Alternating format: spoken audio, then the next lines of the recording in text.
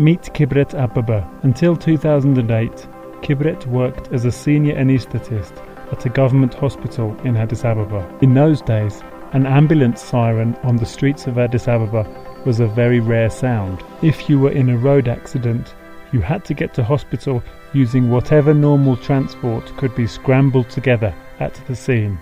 This meant that, for many casualties, it was too late. Day in, day out, Kibret was witnessing a stream of avoidable death and suffering.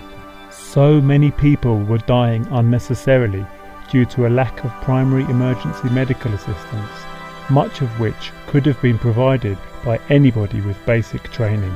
For Kibret, the situation became unbearable. In 2008, he resigned from his job, sold his house, and founded Ethiopia's first private ambulance service, Tebita.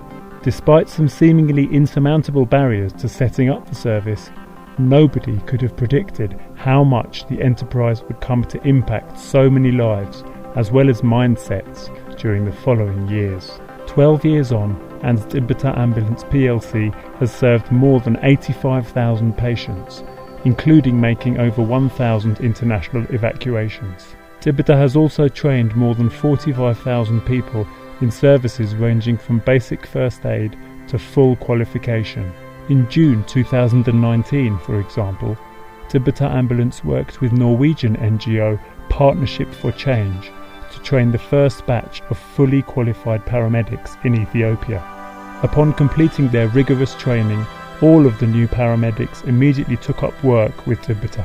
Just a few months later, meanwhile, the Ethiopian Ministry of Health requested that Tebita assign advanced life support ambulances in the fight against COVID-19, accepting that bureaucracy would prevent the swift creation of an official public-private partnership. Tebita proceeded to immediately deploy its most modern ambulance, equipped with ventilators and manned by 3 paramedics. From May 2020 onwards, the Tebita team continued to offer support to COVID-19 patients day and night. However, the highly challenging financial climate, combined with a drop in business, with call-outs dropping from an average of 38 to only 9 calls per day, have made the service's current setup precarious, with pressure from continued overheads of staff salaries and building rental. Tebita's diverse range of training courses has also been put on hold. In spite of these challenges, as a social enterprise, Tebita Ambulance is fully committed to maximising its impact. On one hand, the pandemic has fully exposed the lack of state capacity to supply sufficiently equipped ambulances. On the other hand, the pandemic has also underlined the huge need for services such as those provided by Tebita. Indeed, the company is founded on a belief that social enterprises can revolutionise Ethiopia. To succeed, all they need are supportive policies and visionary leadership by people who are dedicated to the service of others. As Kibret Abebe himself says, "I consider myself neither a capitalist nor a charitable person.